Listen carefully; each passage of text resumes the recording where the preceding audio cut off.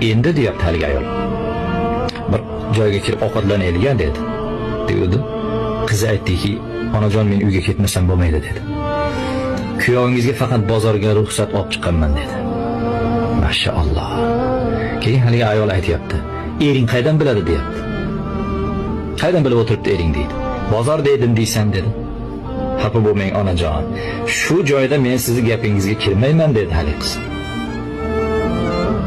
Mashaalloh. Men qaramadim o'girilib. Eshitdim. Quloqlarim rohatlandi. Mana shunaqa ayollar bor ekan, Umar ibn Abdul Azizlar tug'iladi hali yana.